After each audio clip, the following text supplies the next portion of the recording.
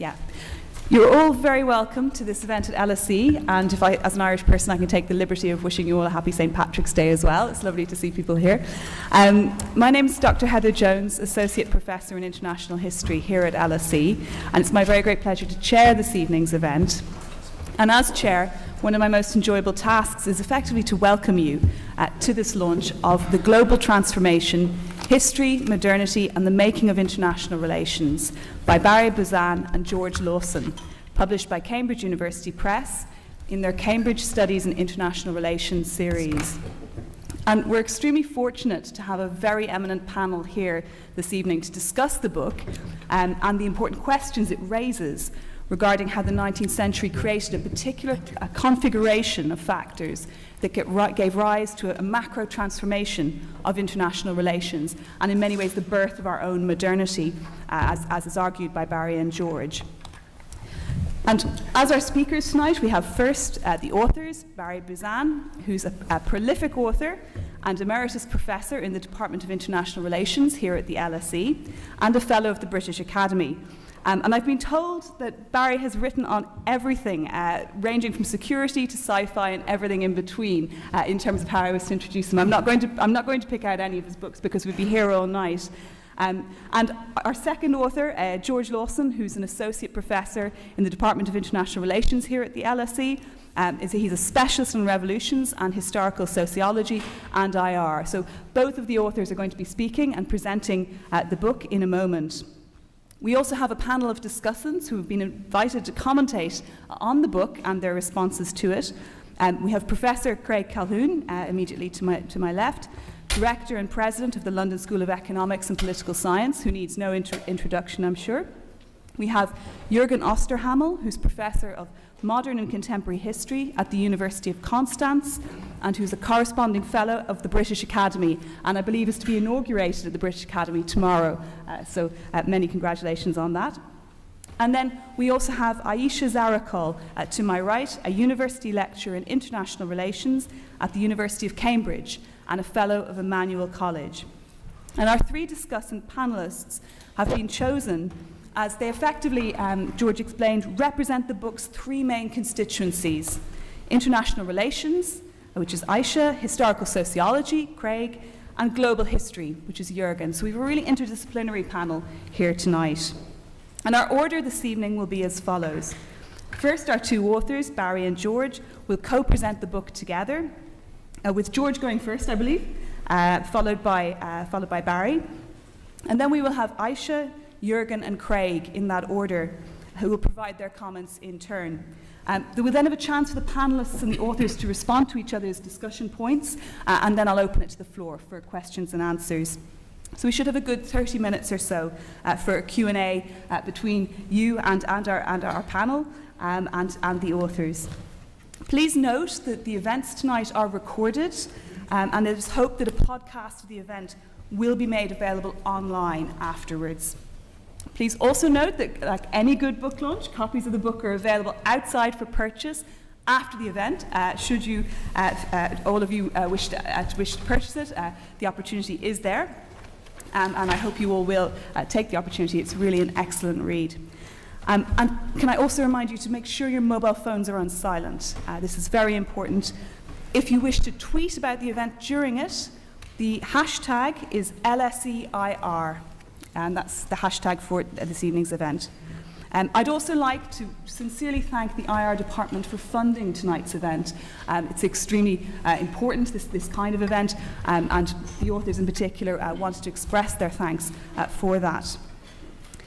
It's now my great pleasure to simply congratulate our two authors on their achievement.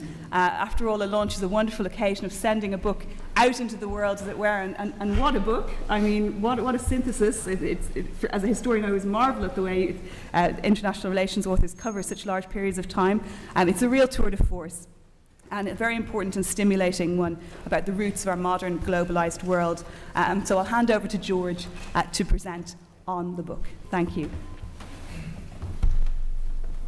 Thank you very much, Heather. You said it all, I think. wonderful synthesis, etc., etc. But thanks to the International Relations Department for supporting the event. Thank you all very much for coming. My job is to briefly outline the argument of the book, and then Barry will talk, hopefully equally briefly, about its implications. So this is the book, snazzy cover and all, as Heather says, available outside. And this is our argument. During the long 19th century, by which we mean the period from 1776 until 1914, a global transformation remade the basic structure of international order. This transformation involved a complex configuration of industrialization, rational state building, and ideologies of progress.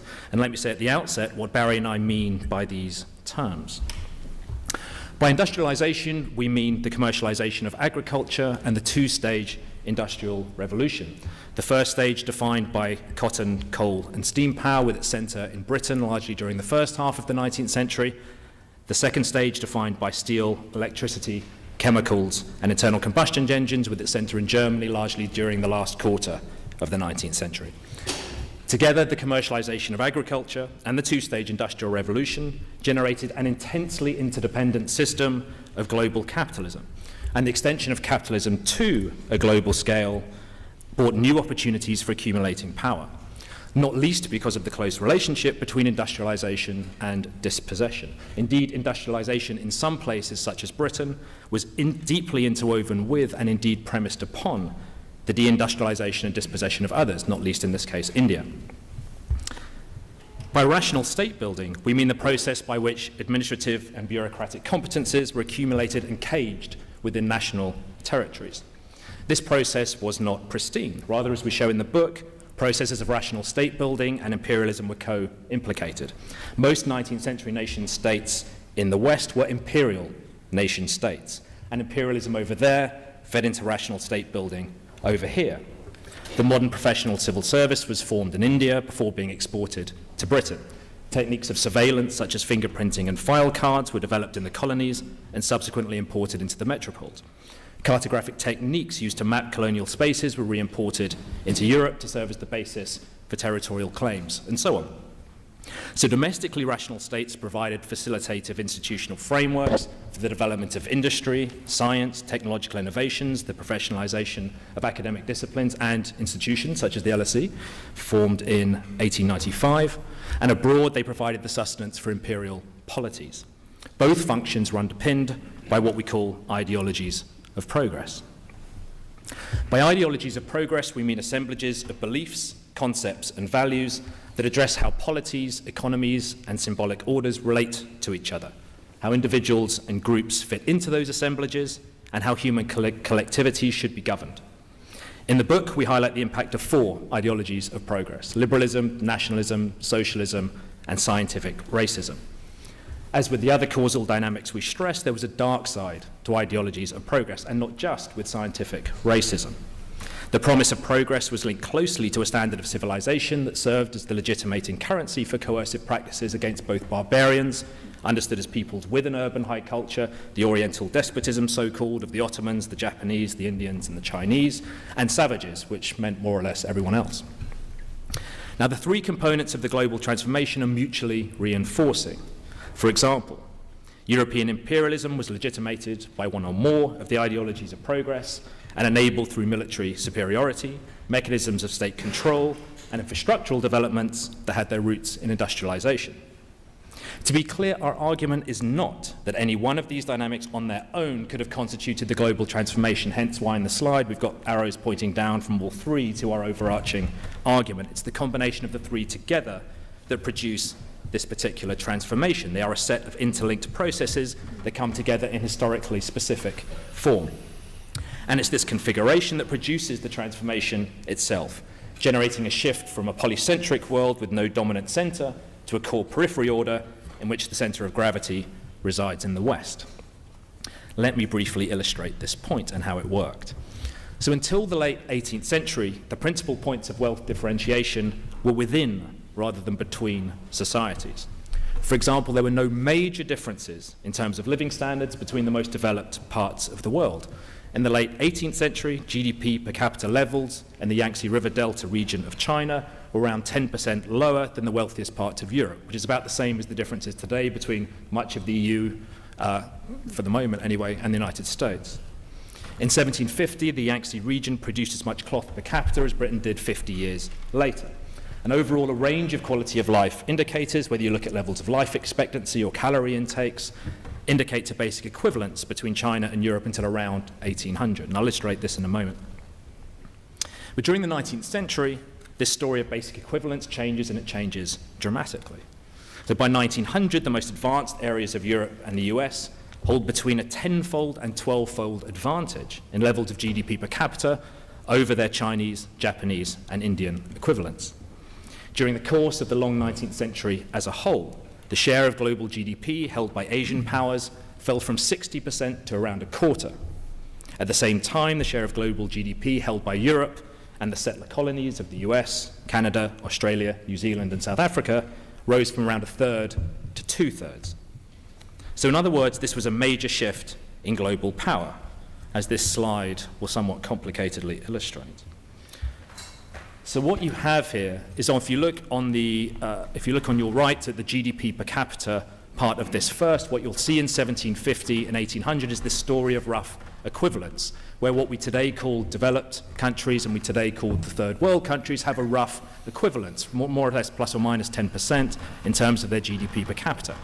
Then during the course of the 19th century, there's a dramatic shift. A gap opens between developed countries and what we today call the third world, until by 1913 you've got a 350% advantage held by today's developed polities over today's third world.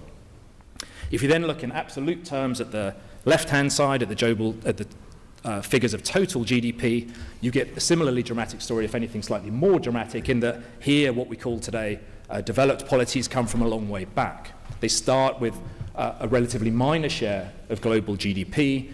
During the course of the 19th century, their share increases. Somewhere between 1860 and 1880, they catch up and overtake what we consider to be third world polities today. And by 1913, the year before the onset of World War I, they're around double the portion of global GDP as that held by the third world.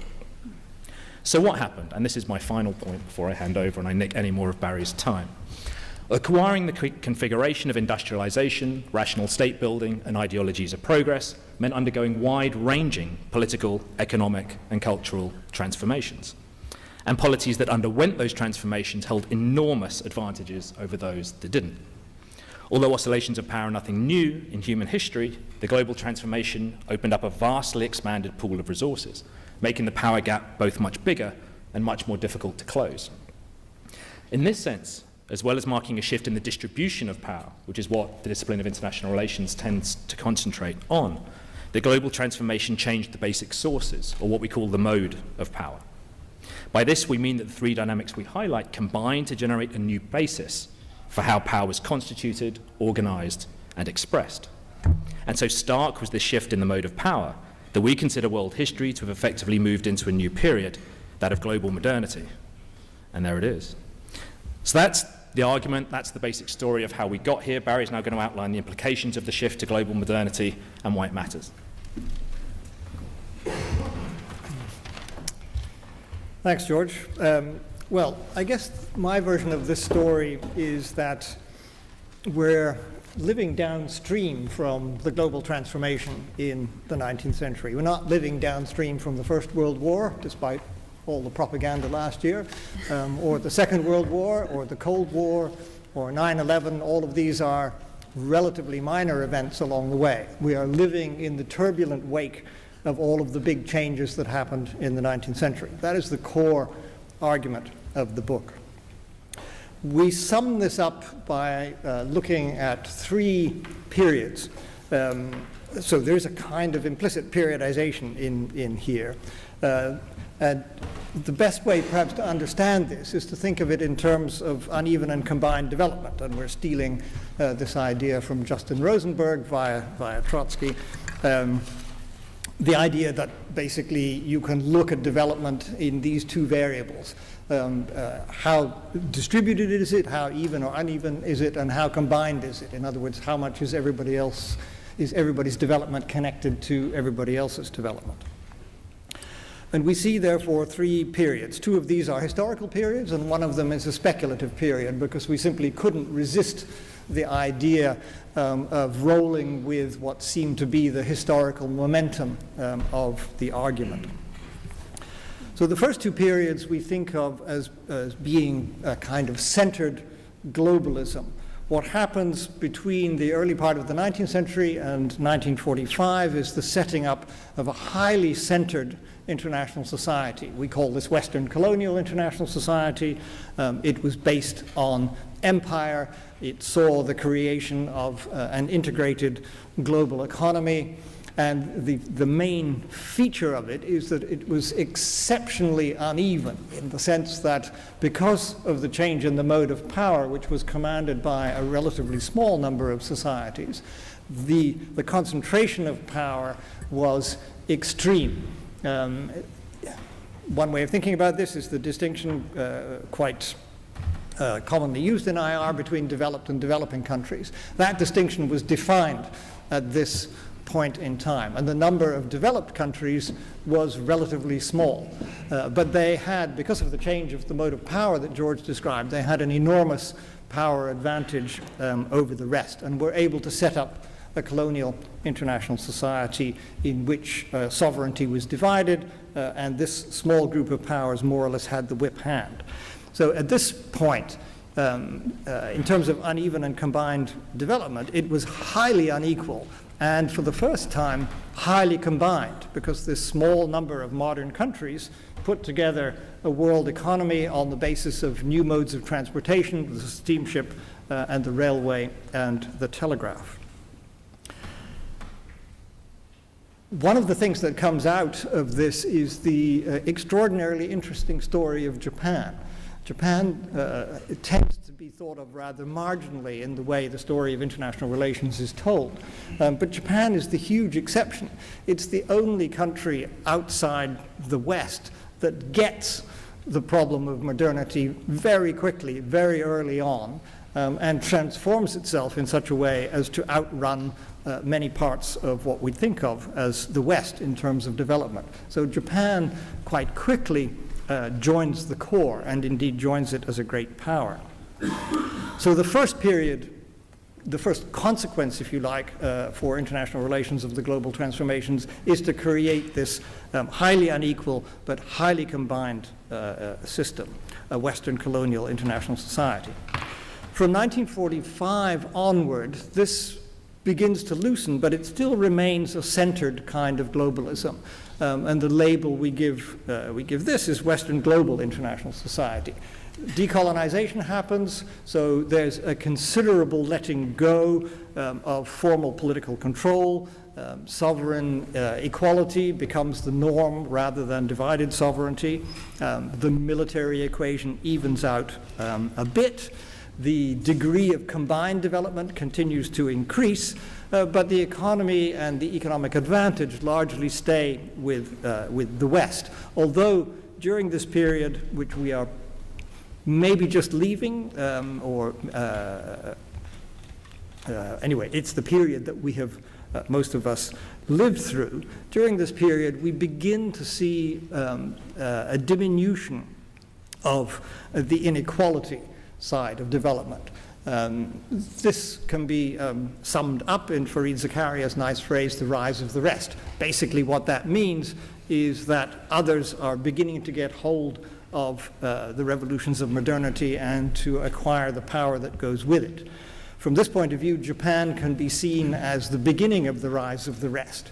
But the particular miracle of the Japanese story is that nothing followed this for another century. But now China and India and a variety of other countries and societies are beginning to get hold of this, and therefore the unevenness of development is beginning to reduce. There's also been a certain working out of the ideological puzzles that George described, in the sense that clearly scientific racism has not dominated since 1945. It was delegitimized then, and socialism as a form of government has not done very well either. It remains intellectually lively, but as a form of government, has not been tremendously successful. So the big winners, if you like, of this ideational working out have been capitalism, not necessarily democracy, but capitalism and nationalism. They are the unqualified successes of these ideologies of progress. Where this takes us, and I know I've only got a couple of minutes left, is into a speculative realm that we call decentered globalism. In other words, if we see this momentum working out, the world is becoming increasingly combined, but less and less unequal in terms of development, because modernity is spreading, we get a world with a number of features. The first one is almost certainly no superpowers. Superpowers we think of it as being normal that a small number of countries should dominate the planet. But if you stop to think about this, that's actually rather weird. Right? How is it that a country like Britain, a relatively small country, was able to both occupy India and beat up China without breaking sweat? Well, not on the basis of the number of people, for sure, but on the basis of the difference in the mode of power. Right? And that difference is disappearing. So demography is coming back. And nobody, we argue, is going to be able to acquire the relative resources necessary to be a superpower anymore. We used to have 3 superpowers, then 2, then 1, and the next stopping point along the way is, we argue, 0. So we're heading for a world of decentered globalism, which will have quite a few great powers and quite a few regional powers, but no superpowers. This world will have a much narrower ideological bandwidth than we are used to, because basically, like it or not, we're all capitalists now. Capitalism seems to be the road to power and wealth, and since those are widely desired objectives, basically we're not arguing now about capitalist or not, we're arguing about what kind of capitalist. Are you a democratic capitalist or an authoritarian capitalist or whatever? So there's been some kind of first-order resolution of the ideological framing for modernity. It's not completely worked out, but it's much narrower than it was. It's going to be more combined. Shared fates, both the economy and the environment, and a variety of issues from weapons of mass destruction to migration and terrorism. All of this seems likely to become more and more combined. We're going to be more in each other's pockets, more sharing each other's fates. So this seems to be the world towards which we are moving. And it's quite a different world from the one described by mainstream IR, which is still arguing about, is China going to be a superpower? Is America going to remain a superpower? Those are the wrong questions in this historical perspective, because nobody's going to be a superpower, and therefore things like polarity theory rather go out the window. Now, I'm probably just about out of time.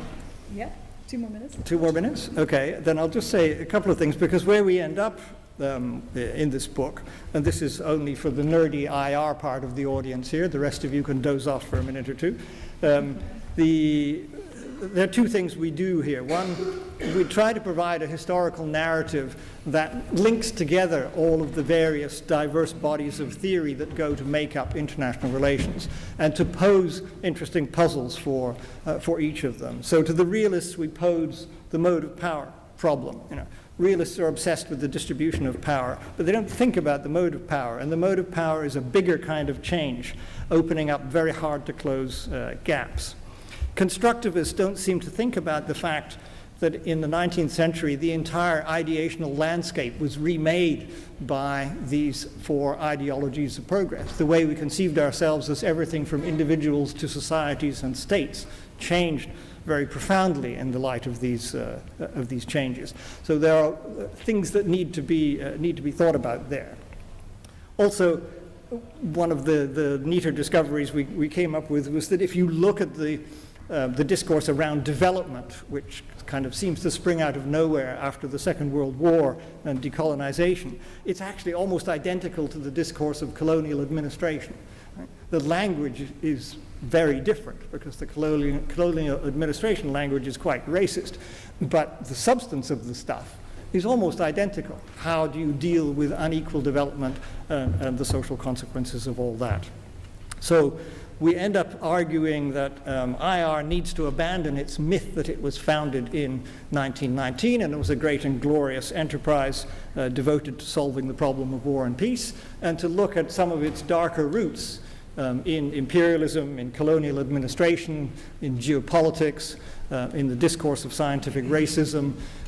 Basically, all of the agenda and most of the topics of international relations were being discussed well back into the 19th century. This did not start in 1919. Thank you.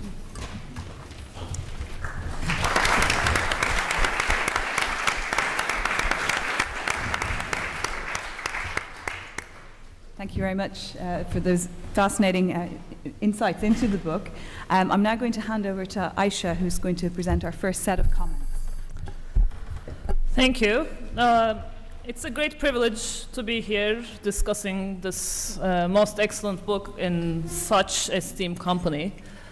I'm going to start by referring to the online symposium about the book that's hosted at the website Disorder of Things. In that symposium, Julian Go notes that the book makes primarily two contributions, as just discussed by George and Barry right now.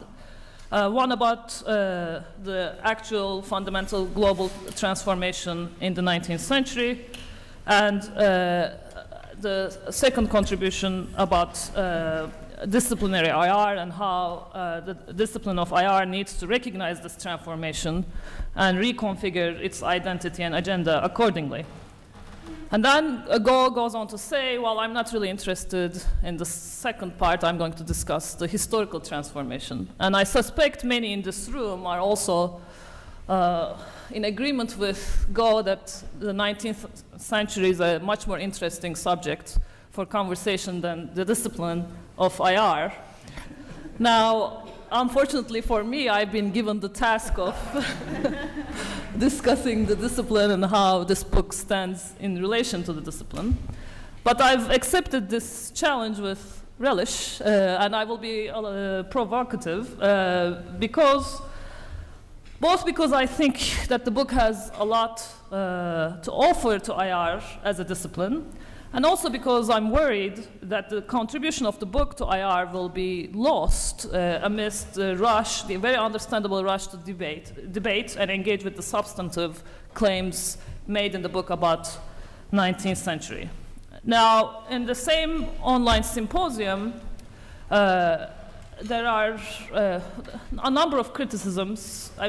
Everybody is in agreement that the book is a masterpiece, but there are a number of criticisms which I can categorize into two varieties. The first, as expressed by Mulik, is a proper historian's criticism that things were actually much more complicated in the 19th century and less set in stone than the book makes them seem.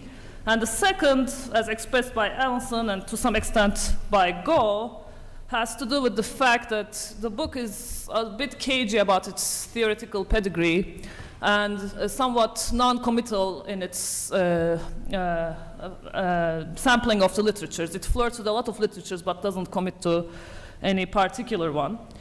And as compelling as these criticisms are, and I may agree with some of them personally, when we're evaluating the book's contribution to IR as a discipline, they are largely irrelevant. In the same way that if someone gives us bread to a starving person, whether that bread was organic and made by artisanal bakers and from humane farms, etc., would be irrelevant. And make no mistake, IR as a discipline is in a much worse situation than a starving person. It has long been fragmented as a discipline, but in these days it's in real danger of falling apart as a field of inquiry. This has been evident for a while. Of course, you could say, those of you who are not in IR and are not privy to our endless discussions about this, might say, well, it's the most popular major, and everybody wants to do a master's in international relations, and ISA is bigger than ever. How could the discipline be in trouble? It's in trouble precisely because the discipline, or at least the mainstream of the discipline, neither understands nor can address intelligently the processes underlying the motivations that drive students to our classes, away from why people turn away from the study of politics, domestic politics and government, and why they want to learn about international relations. The mainstream of the discipline has no way of discussing, let alone explaining, global change. It cannot properly imagine a world, for instance, where most polities are not states, where political authority has been severed from its ontological or law-giving powers, where sovereignty is divided or overlapping, or any other scenario that is any kind of departure from the very historically contingent arrangement created by the 19th century processes detailed in this book. As a result, IR as a discipline has had very little to say about the transformation that we're living through at the moment. Other disciplines have been debating our times in a world historical sense for a while, for decades. Geographers, sociologists, historians, philosophers, and even economists. They've been asking, are we at the next stage of capitalism, modernity, are we having a systemic crisis, etc. IR has in general stayed away from these grand debates, busying itself with epistemological turf wars in the 1990s, and more recently we've declared the end of theory. And in the US, the end of theory has largely resulted in the discipline being overtaken by simple hypothesis testing executed on poorly constructed data sets built on anachronistic assumptions. In Europe, this has resulted in increasingly, in parts of Europe, let me say, since I'm in Europe, in increasingly insular scholarship communities organized around interpretations of the teachings of particular theorists. What this means that as a discipline, today we're happy to accept students who are driven to our classrooms because of a gut level or an ontological unease about the blurring of lines between inside, outside, domestic, international. But we are unwilling to engage with the larger debate among social sciences and humanities. We don't have much to say about the world out there to the world out there. It was more than 20 years ago, in 1993 to be precise, that John Ruggie argued in an essay called Territoriality and Beyond, Problematizing Modernity in International Relations, more or less what I'm arguing today. He said the modern system of states was in the process of being remade. He also stated that the long and the short of it is that we're not very good as a discipline at studying the possibility of fundamental discontinuity in the international system. That is, at addressing the question of whether the modern system of states may be yielding in some instances to postmodern forms of configuring political space. We lack even an adequate vocabulary. What we cannot describe, we cannot explain. His solution was to turn to history, in this particular case, the transformation from the medieval to modern. Even if we may disagree here with Ruggie as to what the appropriate period of transformation to study is, I think his impulse to study the past in order to make sense of the post-Cold War transformation of the present and the future was a really good one. He was right in arguing that therein lies the discipline's salvation, and very few, unfortunately, have answered this call. I think this, with their seminal book, George and Barry take the biggest step in that direction anyone has taken. While doing so, they have also exposed why the discipline has been so ill-equipped to deal with systemic change. The mainstream theories of IR, for all their claims about universality and timelessness and generalizability, are as much a product of their time as those taught in marketing departments and business schools. They cannot explain the past or the future because they themselves rest on historically contingent assumptions about agency and statehood and core periphery problems. If taken as a quasi-metaphysical realization about human nature, realism perhaps is timeless. But in its current version, it makes all sorts of assumptions about states and the system that George and Barry demonstrate came to be conceivable as assumptions only after the 19th century. Similarly, liberalism in IR is a blend of a certain type of modernist ideological optimism with a thin and ahistorical institutionalism. Its influence is not derived from its explanatory powers, but from the appeal of its normative values. Which brings me to my first criticism of the book that we're discussing, and I will conclude with some criticisms. In part 3, chapter 10, by way of concluding, the authors speculate about how the concepts discussed in the book may help illuminate the thinking of existing IR schools. So this is some of the stuff that Barry discussed just now. Making helpful suggestions like realists need to think more about the mode of power, etc. They have suggestions for each school.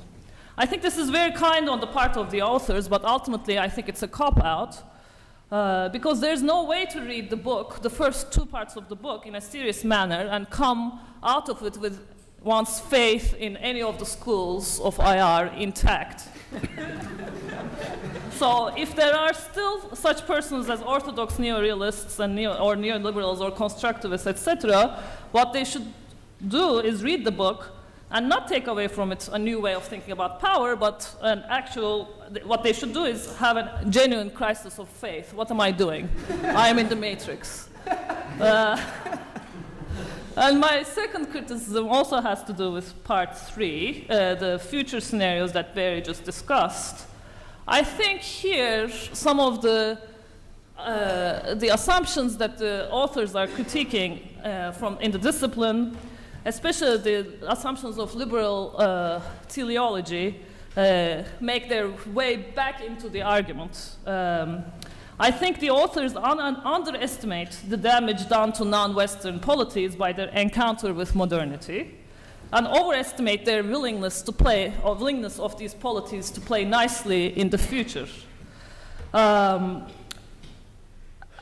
It is important, so, there are statements like more non-Western powers will acquire the configuration of power associated with modernity, which sounds to me like, they're simply behind and they will catch up, which is the same kind of assumption that we've been criticizing. So it's important to realize that non-Western countries are not simply behind. They're also transformed by the same processes detailed in the book. So they are other products of modernity. They're not just behind. And also, I'm about to conclude, so I will be done early. Also, what's missing from the book on that account, I think, is some discussion of anti-modernism or anti-Westernism as a modern ideology. So the 4 ideologies covered sometimes display elements of anti-Westernism or anti-modernism, but I think anti-modernism could be thought of as an ideological current in its own right. That's what I thought reading the book, and it's been surprisingly appealing, whether we're talking about, Putin or, ISIS. I don't mean to say that they share the same ideology, but there's something here in the rejection of the modern and its association with the West that is being overlooked in the, the future scenarios about how everyone catches up and the world is without a center, and finally, we've arrived at a safe space for everyone.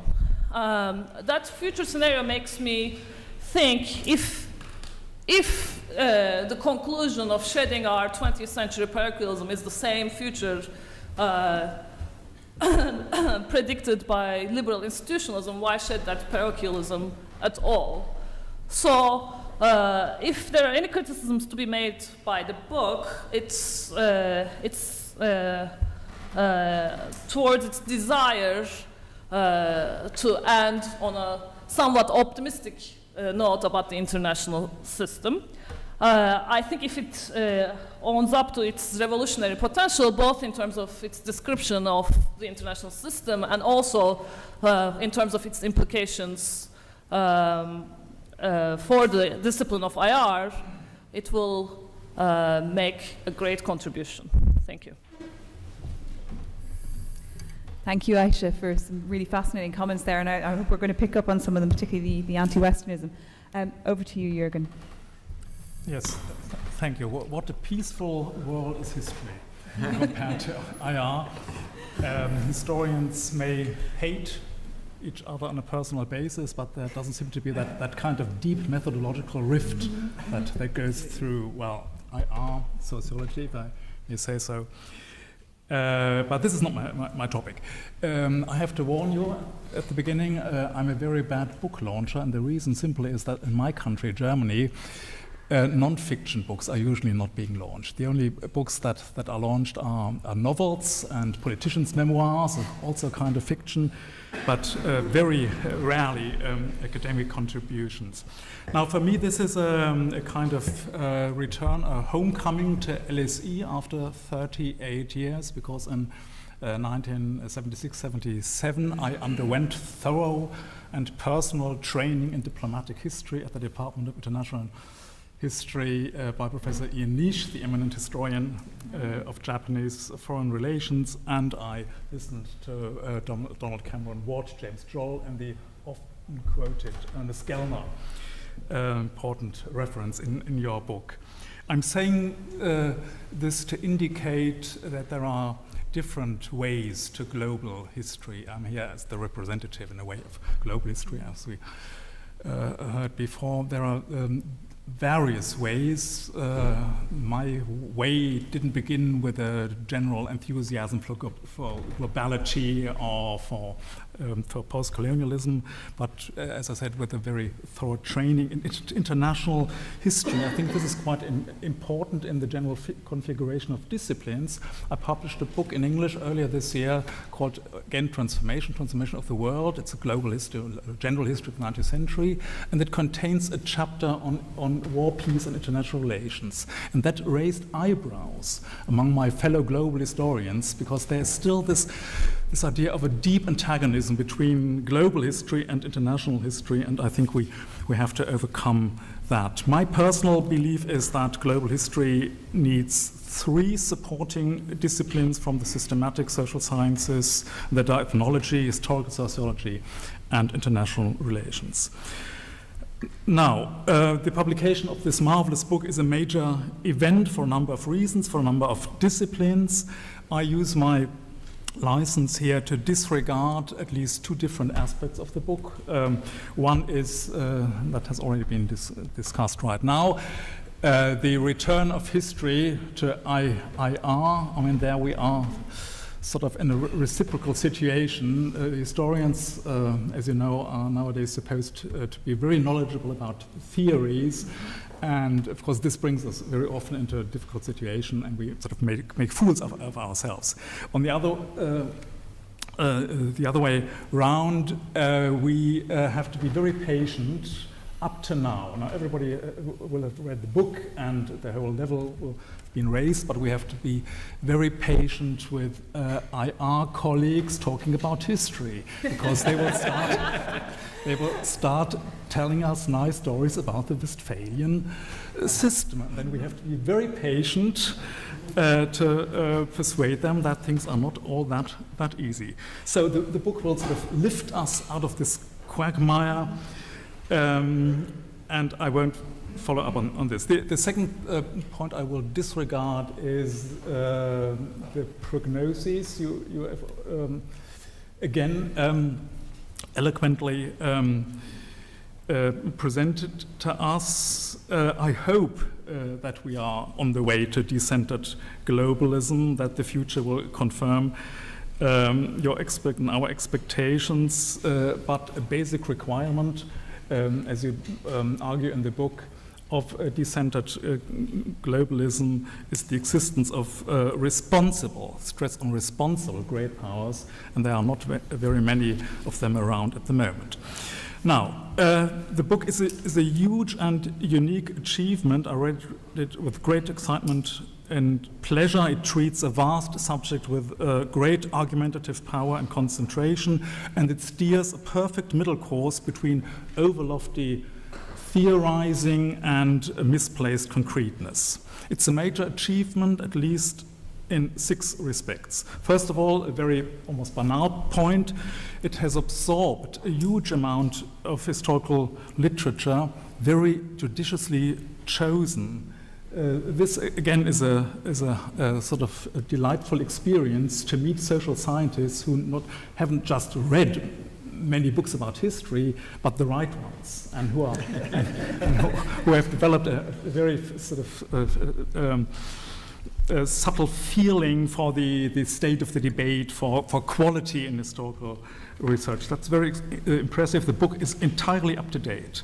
And because we are stickler of details, I must say I found only 2 minor factual errors. More about that after after the proceedings. But it's good that you're enacting the historian. Of course, that's what I'm being paid for.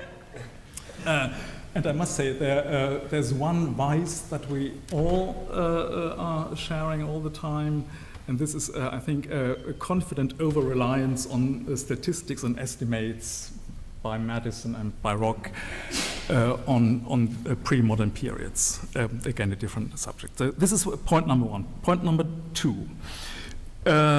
It makes a highly convincing case for the novelty of the 19th century, not in the vulgar way of a Big Bang argument or a quantum leap argument, but by using the, I think, very well chosen term of the intertwining of factors that led in the 19th century to a push of qualitative change within the space of 2 or 3 generations. One could look at things differently at a lower level. This is my historian's perspective. One would probably see more incremental change, but it's really a matter of the search optics, how you adjust it. And at the level chosen by our authors, I would follow them entirely. One could argue for more continuity, but I think the argument is consistent. By reviving the flagging spirits of the 19e mist, there was an article a couple of years ago by a famous historian of the 19th century, Bye-bye to the 19th century. I think you've done us a great service, and we now have a set of very strong arguments for the 19th century as the birth of the modern world. This leads me to point number 3. This is a contribution to the great divergence debate, although you don't really make this explicit. And I understand this to be a clever stratagem, because the great divergence debate is now getting bogged down into a kind of autoreferential critique of authors.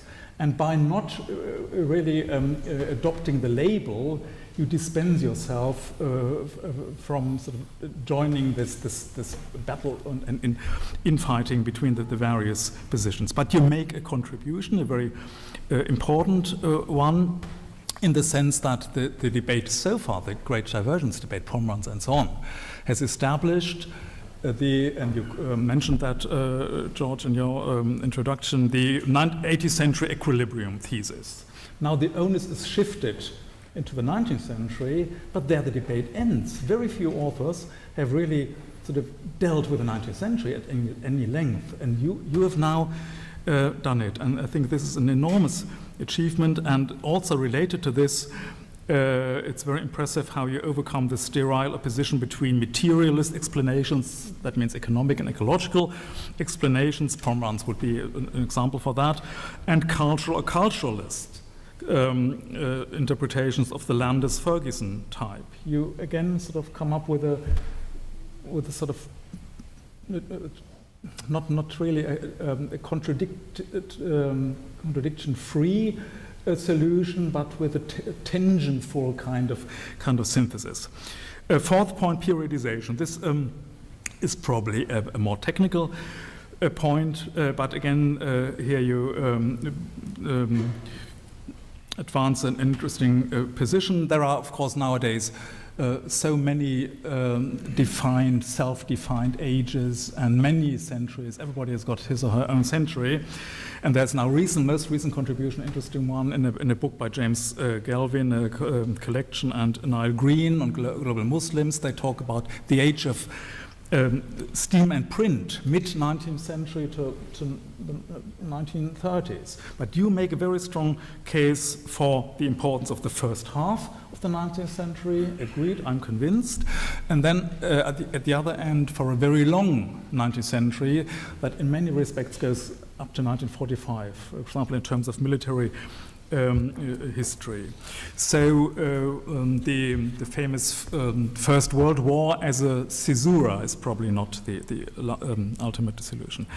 Briefly, two more points. The interpretive framework, as I reconstructed, I'm now doing it from a reader's perspective, which is a bit different from the author's way of putting it, is a three-dimensional one. I think you have a three-dimensional analytical framework consisting of, first dimension, the triad industrialization plus rational state plus ideologies of progress, and the most original part are the ideologies. That's very impressive, especially in as much nowadays global intellectual history is establishing itself as a separate field, unrelated to the various contexts where it could play an important role. Second dimension, interaction capacity, your older concept, very, very important as a functional category, physical and social interaction capacity. And as I see it, the third dimension are the patterns of hierarchy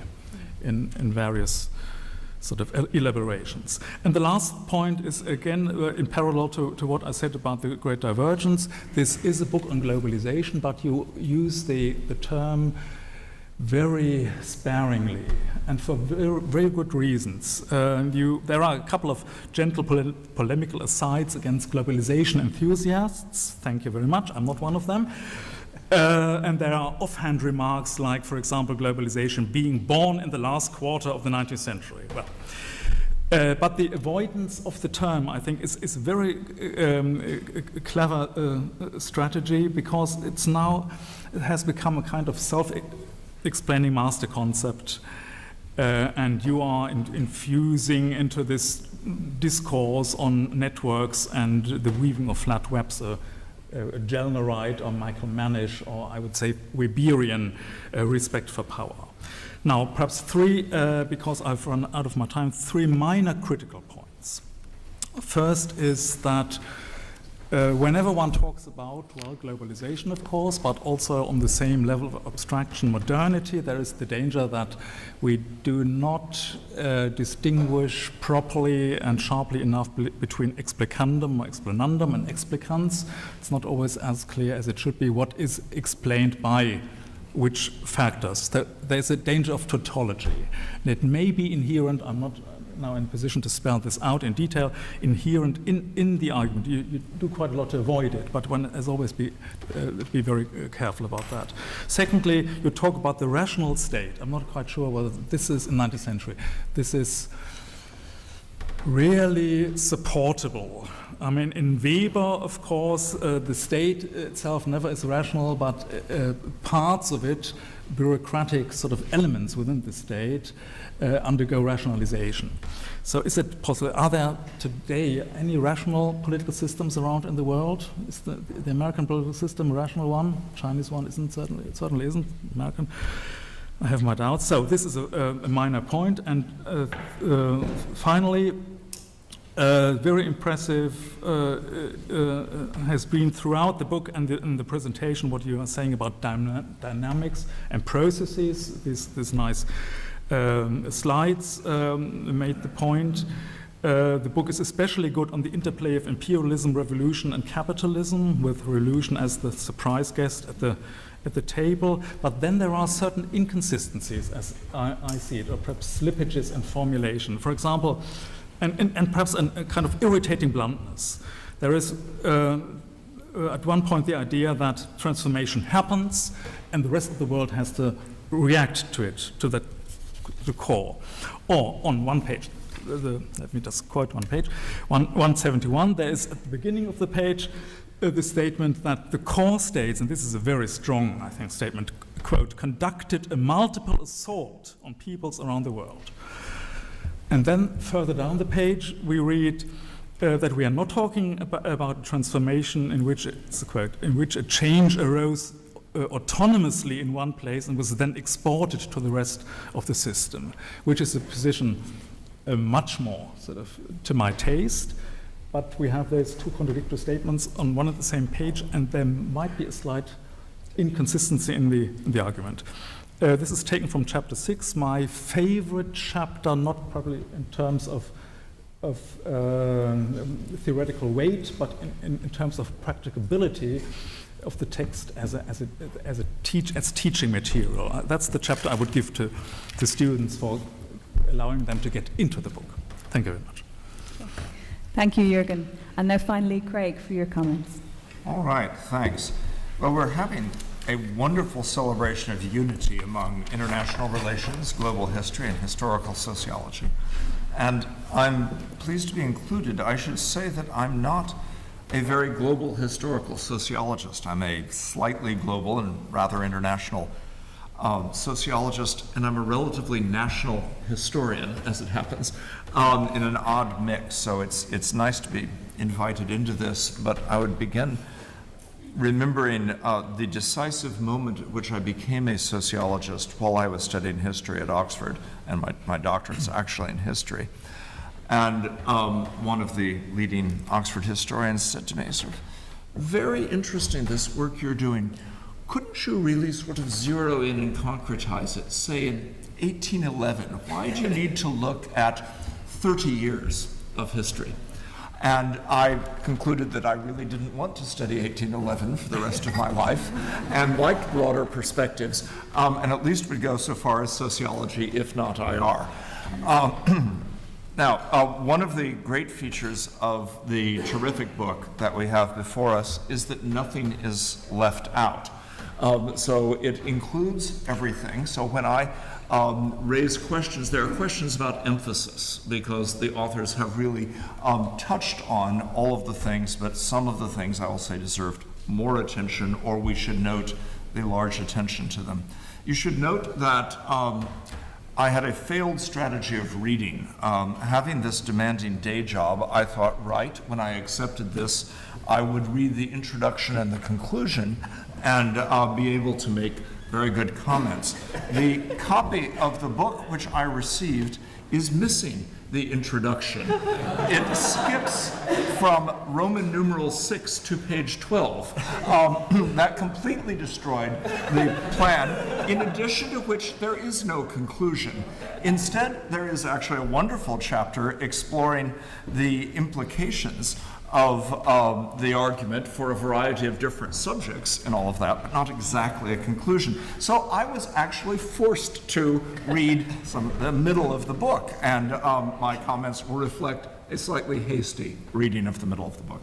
Let me comment on that. So I'm not going to comment on that last chapter, which however, should not be seen as just an exploration of the implications of the argument for international relations, because, in fact, it takes up a variety of other pretty significant issues here, including issues that international relations isn't always focused on, like periodization, and the debates about periodization that are important, as well as the other things that have been brought in of power and security and globalization, ideational structure.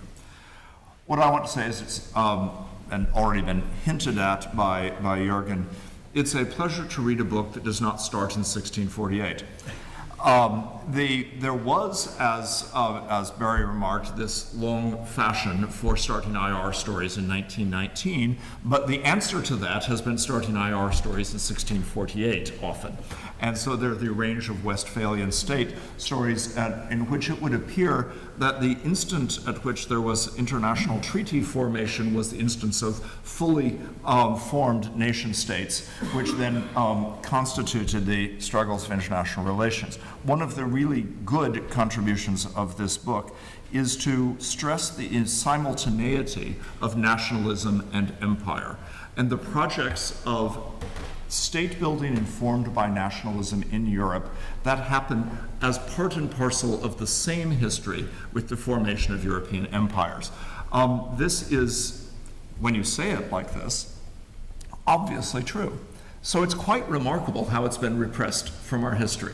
It's remarkable the extent to which the way in which we've divided up academic fields has encouraged us not to give this the weight that it deserves, and to tell stories of European national development with empire to the side, and to tell stories of empire as global history separate from full integration.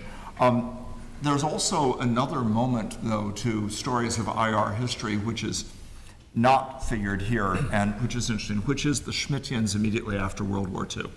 And there is a different account of states and the centrality of states and of thinking of IR and how to theorize this, which has its relationship to the rise of realism and to various other disciplinary histories, but which is also significant for the way in which we have a reminder here of how much these histories of IR are actually histories of how to look at the world after a series of great conflicts. How much of this is 1648, 100 Years' War, 1919, we're going after World War II, that we have a series of disciplinary engagements with a world and trying to make sense of a world that has been changed by war, in part. I'll come back to that. Now, I'm very much persuaded also by the centrality of the 19th century story.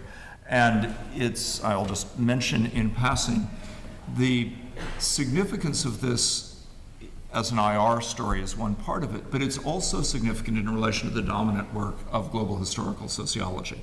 So figures like Michael Mann, Emanuel Wallerstein, various others don't always center on this. Even Anthony Giddens, who's cited here in our LSE version of this story. The 19th century, which is, of course, pivotal to the rise of sociology, isn't the claim at the center of this. So much of the historical sociology either is extraordinarily universally global, like Michael Mann, or centered on the 17th century. And lots of the work sees the great transformation that is pivotal to creating the world as we know it and will theorize it as a 17th century transformation. Now, slightly different 17th century transformations. It can be the Westphalian peace, but it can also be the shift from the domination of the Netherlands to Britain in global capitalism and other stories, but seen usually as a 17th century story. So I'm much taken with the 19th century story. I won't add to the aside about the great differentiation story, which is touched on, as Jürgen said, and engaged delicately. This Ken Pomerancy and Morris, the whole series of debates about this, save for one thing in this. As one thinks what gets conceptualized and incorporated into the account here, one of the things that is minimally incorporated is technology. And so this isn't an account that is centered on technology, as many of the great divergence accounts will play with, either contesting and claiming a la Joel Mokyr or abandoning technological innovations.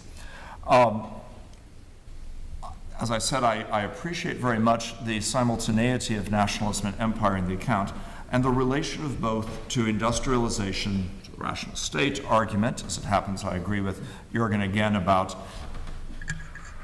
when and where and how completely rational the states were. And there is a sort of Weber by Giddens kind of account of the state and of rationalization as a process in this.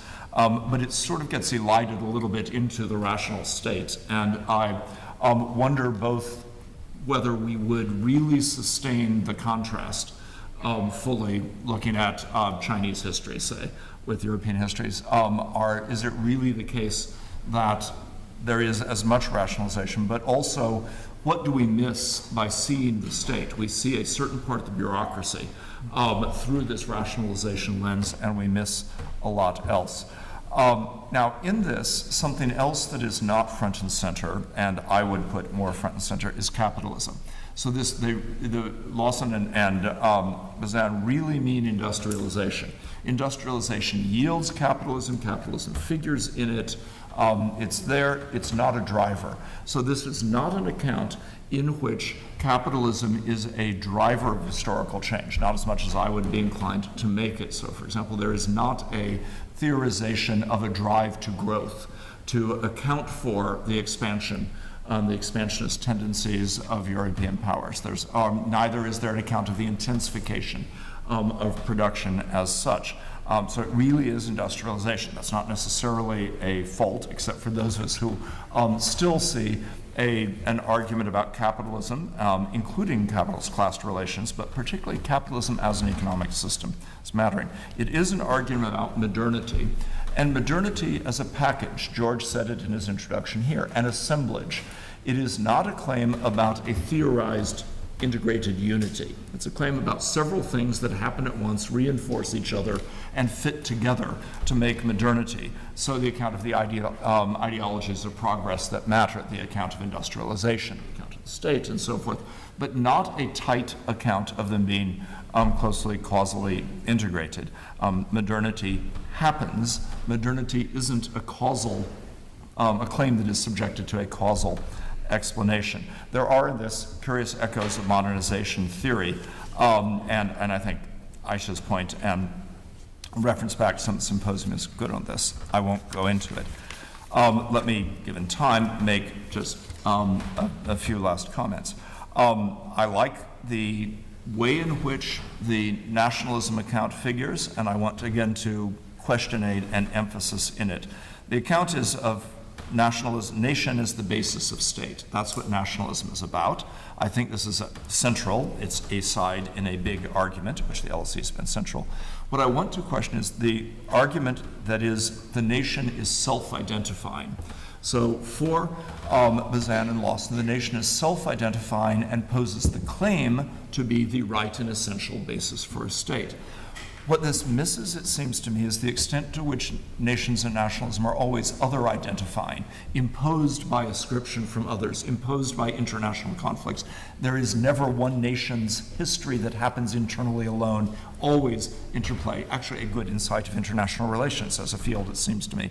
And this brings up the role of war and of interstate competition, which are not absent. As I said at the beginning, nothing is absent, but not in the driver's seat here of this account, especially before the 20th century, when the issues of cost competition as an aspect of war come to the fore. It's not a Tilly-esque account. It's not an account of a system driven by war. And it seems to me that competition was always part of nationalism and the state, and it's very hard to fully conceptualize them. And the competition among the European states is, of course, part of how the West attacked the rest. The West didn't just go attack the rest. The hegemonic power of Europe, Britain, didn't just go attack the rest. It was in a competition with European powers doing this, and this shaped what was going on. In addition, internal domination inside nation states is very important, and the production of the nation through material conditions, transportation and media systems, state power, teaching, language, and so forth, the kind of things that in a lovely book Susan Watkins points out when she points to the growing similarities of fertility patterns inside European states during this same 19th century, and the way in which the nation gets produced in that kind of phenomena. This seems to me readily available to be a close hand-in-glove relationship to motive power here about the domestic power of the European states. Let me move to two last points and shut up. One is I am broadly persuaded by the account of first a move from a polycentric world to a core periphery world to now the combined and unequal development in a increasingly decentered globalism, with a small but about how polycentric at the beginning. So I'm actually still would want to play out the argument of Wallerstein's world systems, that while the whole world is very polycentric in these earlier periods, world systems are not necessarily polycentric. There's actually a lot of domination in the European-centered world of a single power. But I'm more interested in two other things. I'll close with them. One is the extent to which the process of transformation, which I want to identify more with capitalism, produces a rise of the social, and whether the social matters in this. So is part of the story of the state not simply rationalization, but Polanyi's double movement? the need to compensate for the depredations of capitalism, the extent to which capitalist success destroys communities, destroys traditional welfare systems, creates needs that are met by insurance and mutual benefit societies, but then by welfare states. And isn't the story of the rise of the state driven in some part by that and from below? Secondly, though, I buy about 3/4 of the core argument of where this leaves us. No more superpowers. Yes. Demography is coming back. Yes. Decentered globalism, sort of. Now, my questions. One, U.S. power is declining. U.S. hegemony in this system is declining. How does the U.S. let go and yield the relatively happy and optimistic results that the book offers rather than what we see in the world around us? And it looks to me like the process of declining U.S. hegemony is a lot less benign than the rise of a simply multi-centered world. But do we get a multilateral world? That is this a world of multiple powers coordinating their action and stabilizing this world, or is this chaos? And what I don't find is a clear way to answer this. Do we get 6, 8, 10 powers stabilizing the world in a way, or do we really get total chaos? And finally, in that, the question of what future we have, I find hard to answer without asking whether capitalism is changing in a crisis terminally or morphing. And I have in mind things like crises of institutions, the enormous weakness and fragility of institutions in many settings, the struggle to rebuild them, the problems of dealing with climate change, and the very real threat of war. So I want to register an appeal for some rather traditional categories of analysis in trying to make sense of the contemporary global situation. Okay, thank you, Craig.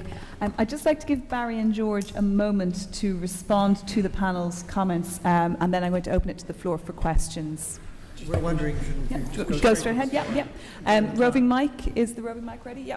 If you can wait for the microphone to reach you, raise your hand if you have a question, and please say your name, and if you have an affiliation, please state that as well. Lady at the back, if the microphone could go down. Lady at the back row there. Yep. Far back row on the left. Thank you very much.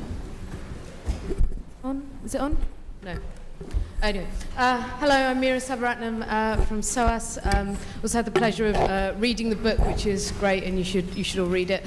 I have a question about the work that ideology does in your model, because it's there, but I wonder whether it kind of drops out of any of the explanatory or the kind of motor of what the transformation is about. And I was struck by Barry's comment that when colonialism finishes and racism is discredited, actually developmentalism simply takes its place in a practical sense.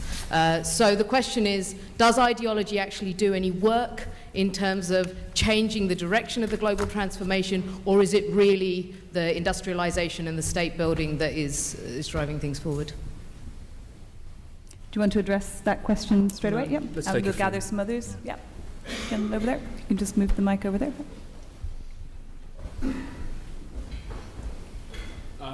James Morrison, LSE IR. So I apologize in advance, this is inside baseball. So I'm curious about the significance of your start date, 1776. The title of your book and that start date made me think of this classic piece by American historian Bernard Bailyn, 1776, Year of Challenge, a World Transformed. And he talks about all these important events in 1776 and makes the case that this really is one of the greatest years in all of history. And of course, I'm quite inclined to agree with him. There was definitely something to this period. But let me play devil's advocate. And let me ask you sort of specifically about 1776, and even more specifically, where is Adam Smith in your story? And I ask about Smith both as a historical actor who helped to shape some of the transformations you describe, I think indubitably, but also as someone who is commenting on transformations that he would argue were at least a century old by the time he went to look at them. And I'll provide one simple example, and that's differential development. A major theme in The Wealth of Nations.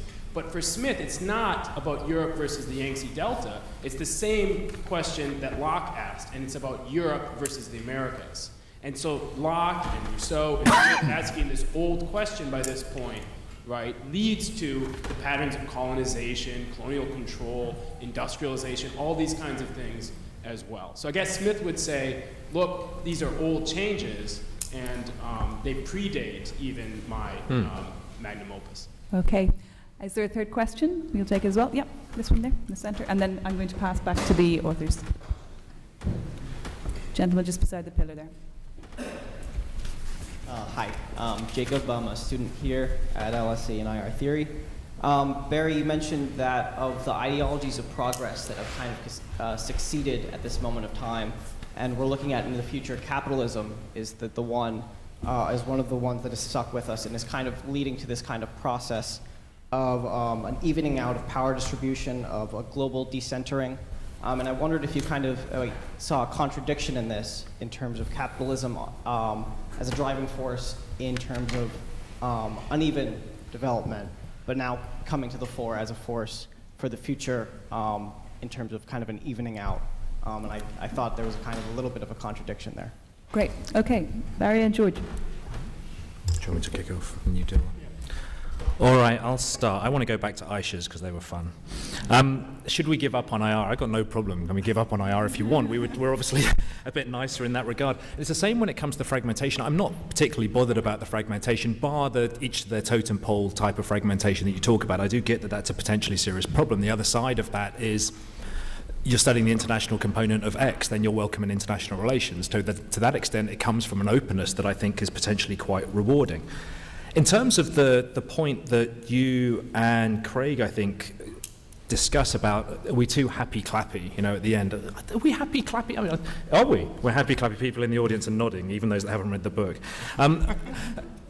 It's certainly not a story of liberal teleology, I think, getting smuggled back in. We talk about varieties of capitalism and authoritarian varieties of capitalism. We talk about how stable they are, at least potentially, and how generative they are of power and wealth. If we're happy-clappy, then it's simply one that's a fairly reserved position by saying that the world is clearly going to have to get used to a more plural type of international order, including in terms of how it manages itself institutionally. And that may well not be a very nice story. If the world is becoming more regional, then if you're in Russia's backyard, it's probably not the best story you've ever heard. And there may be other parts of the world, not least Southeast Asia, that think similarly, or we'll see what people think in the Americas and so on.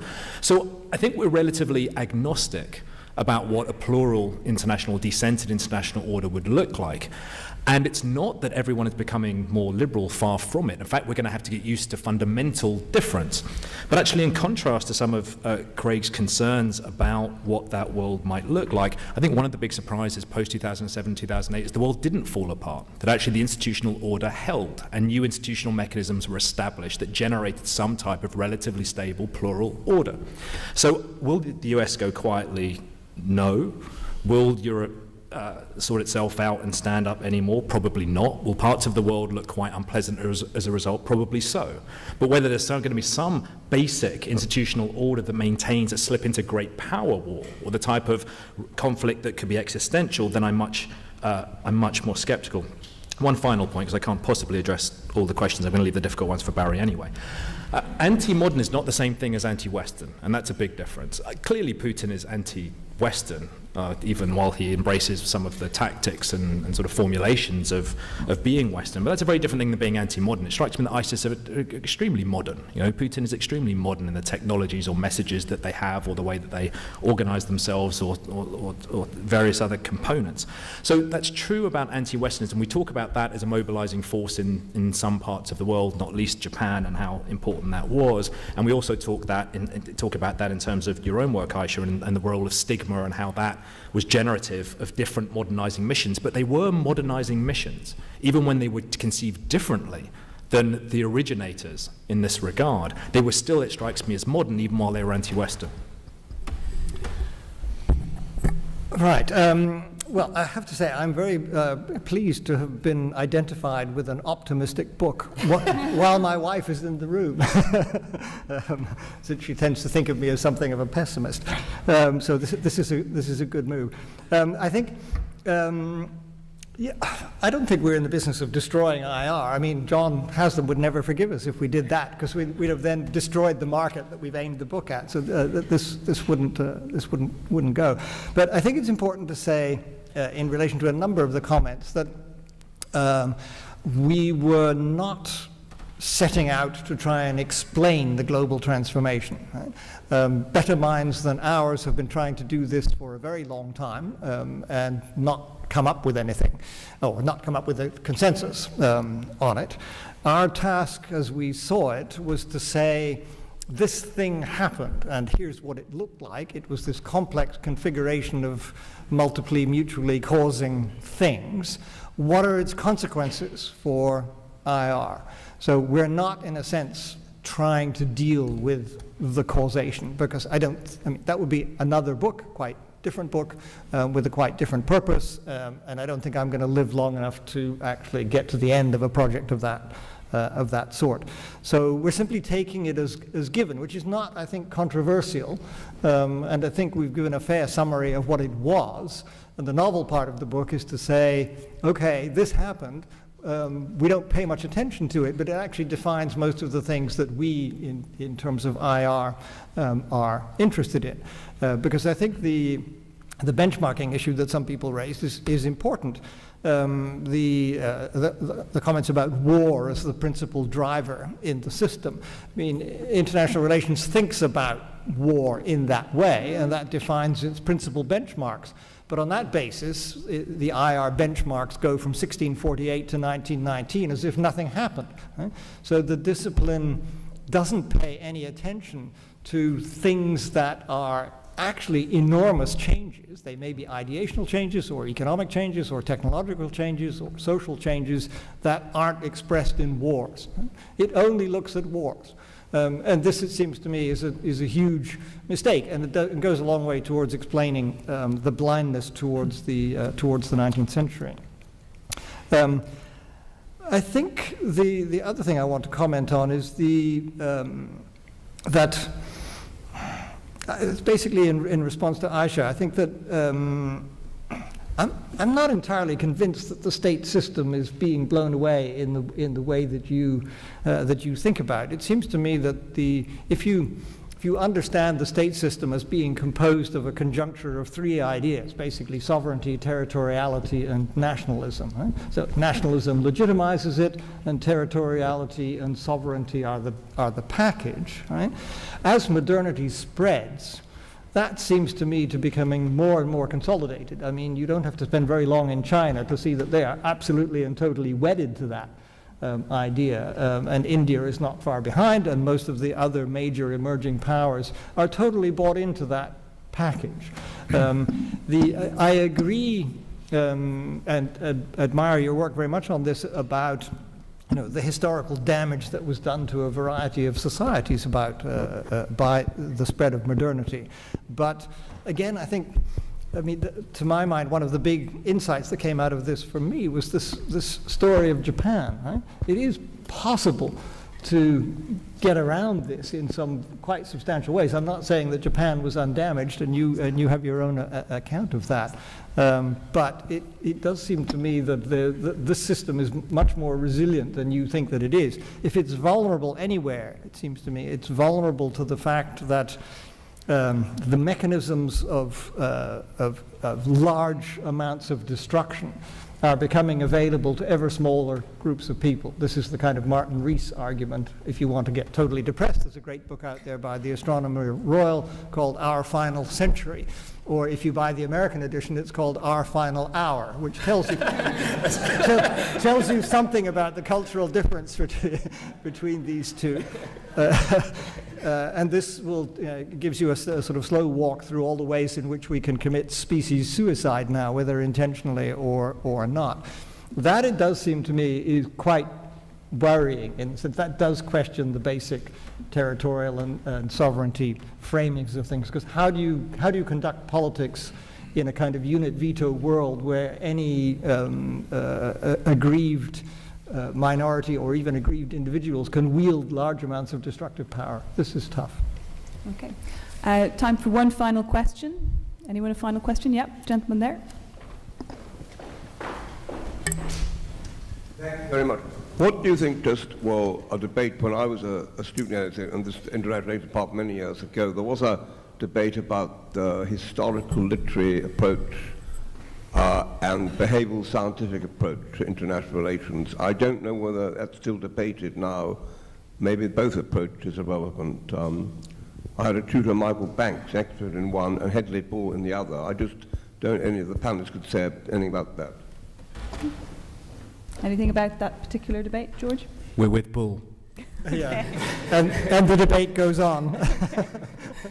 Okay. One final question, gentleman in the front there. Very quickly, if you please.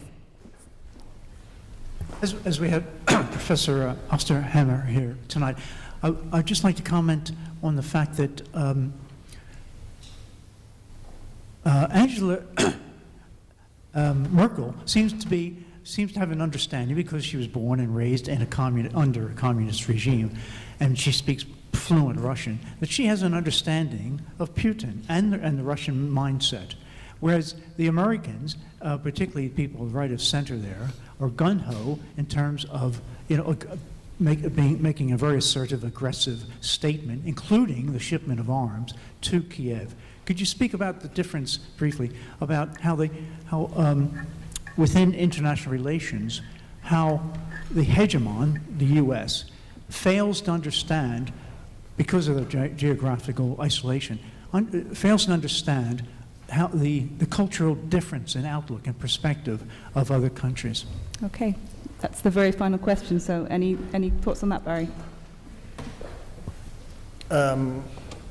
I don't have much to say about that, but I'll answer one or two of the other questions. I think in Mira's question, I mean, what work does ideology do in the global transformation?